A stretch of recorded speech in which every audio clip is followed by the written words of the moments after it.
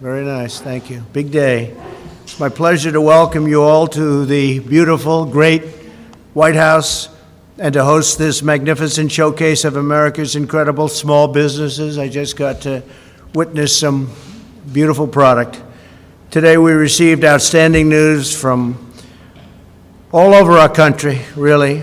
The United States economy has added almost 5 million new jobs in the month of June. That's shattering all expectations and shattering all records, historic records. History of our country, we've never added anywhere near that. And last month we also broke the record, but now we shattered it, much higher than even last month. This is the largest monthly jobs gain in history. We added 2.1 million leisure and hospitality jobs, 740,000 retail jobs, 568,000 education jobs and healthcare jobs, 357,000 service jobs, and very importantly to me, because you know what's happening with manufacturing, we're bringing it back because we've made incredible trade deals. So manufacturing jobs are coming back, and we added 356,000 manufacturing jobs. Incredible numbers, all records. African-American workers made historic gains, the likes of which we've never had before, with 404,000 new jobs in June. That's a record, and that's the highest number ever. We had 700,000 new jobs over the last 2 months for African-American workers. That's the highest ever, and both months are the highest. We shattered last month's record. That was a record, and we shattered it. Hispanic employment is up by 1.5 million jobs. Great businessmen and women, and they're up 1.5, think of it, million jobs. Hispanic. 80% of small businesses are now open. New business applications have doubled since late March. America's economy is coming back much stronger than ever anticipated by most people, almost all people. Because these numbers were, even the most optimistic people, these numbers are being doubled and tripled over what they thought would be possible. We're grateful to be joined today by Secretary of Commerce Wilbur Ross. Thank you very much, Wilbur. Thank you very much. You're doing a great job. Every company here today embodies true American excellence. Your stunning craftsmanship, I just witnessed some of it. It's incredible. It's treasured and prized all over the world. The product you make is like none other. And your spirit for America and the greatness of our country is unrivaled. With us are workers who make decorative American flags from Virginia, fly fishing reels from Florida, grills from Illinois, pies from North Carolina look very good to me, coffee from Oklahoma, ice cream from Maryland, and sunscreen and baseball bats from Texas. With unmatched skill and devotion, you make the goods and build the products that proudly bear the wonderful phrase, made in the USA. You're seeing that more and more, made in the USA. We're bringing our jobs back because of trade deals. We have great trade deals, and jobs are coming back. And we have a lot of great trade deals right now under negotiation. We got to get them done as quickly as possible. The small businesses represented in this room continue a great and noble American heritage. You're entrepreneurs, artisans, creators, craftsmen who forged your own path, made your own products, and provide good-paying jobs for our citizens. Incredible jobs, incredible people, and they truly are artisans. And you're doing it all with American hands, American heart, and American pride. Several of these companies are entirely veteran-owned and operated. Especially as we approach Independence Day, I want to thank the courageous men and women who've served their country in uniform. We vow to honor your sacrifice by forever defending the rights, freedoms, and principles you risk your entire life to defend. Following the arrival of the plague from China, that's what it is. It's a plague, and it should have never happened. China should have never let that happen. But China did allow it to happen. We had just signed a brand new trade deal, and the ink wasn't even dry when this came over. But we raced into action to save our nation's small businesses. We passed over $3 trillion in historic relief measures. $3 trillion, think of that. Including over $670 billion for the Paycheck Protection Program, a tremendous success, as you can see by the numbers, to keep small business workers on the payroll.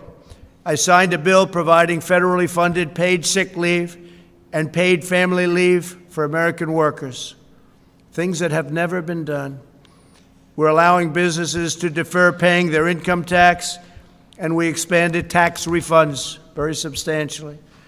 Thanks to our efforts and the incredible resilience of our nation's small businesses, and I really think we can add the foundation that we built. We built the greatest economy ever built, and that foundation was so strong that instead of coming weakly back or going in the other direction, because this is coming back and we haven't totally succeeded yet, we will soon, but we haven't killed all of the virus yet. And yet you look at these numbers, and that's based on a very strong foundation that we built, a foundation like no other, a foundation that, had we not been attacked by this virus, this horrible virus, we were doing things and had things planned that nobody else had ever even thought of. Paying off debt, building numbers, the likes of which nobody's seen. And yet next year we'll be in a position where I believe, in a certain respect, I think we'll even be stronger than we would have been because of what we're doing. But only that strong foundation allowed us to be up here today talking about these record-setting job numbers and other numbers that we're producing. Because America's economy is now roaring back to life like nobody's ever seen before. Nobody's ever seen numbers like this. In May, retail sales surged by nearly 18%. That's a record. We recently saw the best 50-day increase in the history of the stock market. So we had 50 days, go back a couple of weeks, we had 50 days, the likes of which we've never had in the history of the stock market, which to me means jobs. And it's lifting up 401ks and retirement savings for American workers.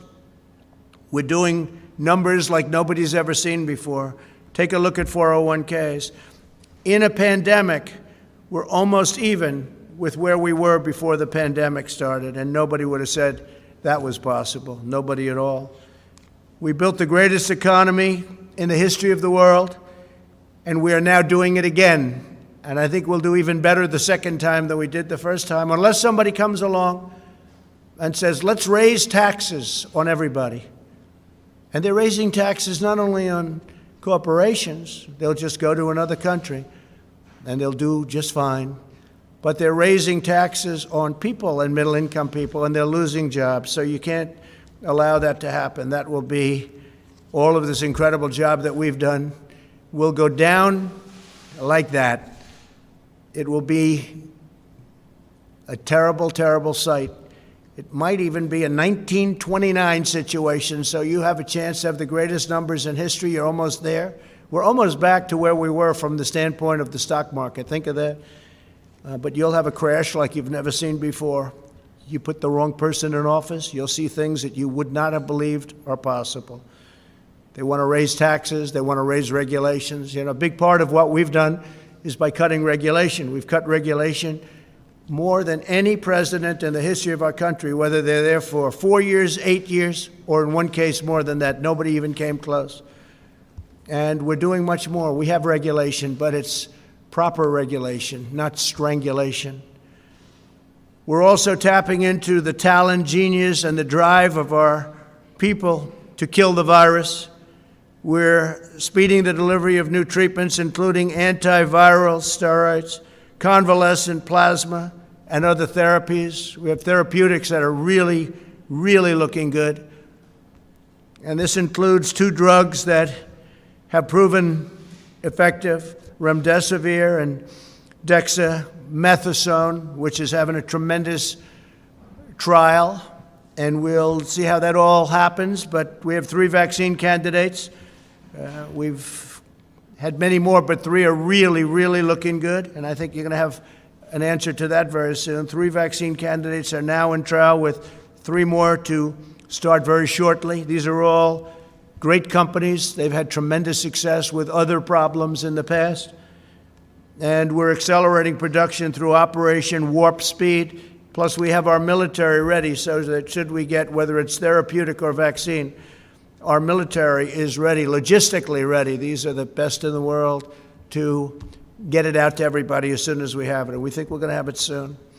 As we prepare to celebrate the 4th of July, let us renew our devotion to this nation, to its citizens, and the eternal values that define our past and shape our future. I'm going to Mount Rushmore on July 3rd. We're going to have a tremendous evening. It's going to be a fireworks display like few people have seen. It's going to be very exciting. It's going to be beautiful. They've been wanting to do that for years, fireworks. They used to do it many years ago, and for some reason they were unable or unallowed to do it. They just weren't allowed to do it. And I opened it up, and we're going to have a tremendous July 3rd, and then we're coming back here celebrating the 4th of July in Washington, D.C. And I want to also thank all of law enforcement. The job you've done is incredible. We signed a bill. You play with our monuments or our statues, you go to jail for 10 years. It's amazing how it all stops so fast. Stops so fast. We let the local authorities handle it as long as possible, but ultimately we said, let's step in, and we stepped in, and it stopped. 10 years in jail if they do what they were doing. So we're very proud of law enforcement. We want to thank law enforcement. Really great job. Our military has been incredible. Our National Guard has been just incredible all over. I'm glad to see in Seattle they took care of the problem, because as they know we were going in to take, we were ready to go in. And they knew that too. And they went in and they did what they had to do. We're a nation committed to equal and abundant opportunity for citizens of every race, color, religion, and creed. The American dream is the sacred birthright of every American child. And that's what we have, is we have the American dream. And nobody's going to shatter the American dream, not the anarchists, not the agitators, not the fools, not the looters. They're not going to have any impact on the national dream like no other. That's why we're here today, to ensure that every citizen can achieve their dream, achieve their destiny, and realize their full and extraordinary potential. That is how we will renew, rebuild, and restore America. We've done an incredible job in a 3.5-year period, a job like nobody thought would be possible to be done. And we're doing it again, and we're doing it, I believe, bigger and better and stronger than ever before. You're going to see that next year. And unless it's tampered with, we're going to have a year next year like no other. It'll be a phenomenal year, a successful year. And we'll have our best job numbers ever next year. We'll come back stronger and more prosperous than ever before. And next year will be, I think it'll be one of the, from an economic standpoint, the greatest or one of the greatest economic years we've ever had. So I just want to thank everybody for being here. I want to thank all of these incredible artisans and business people for showcasing your amazing products. And I just want to leave you by saying very important words. God bless America. Thank you all very much. Thank you. Thank you very much.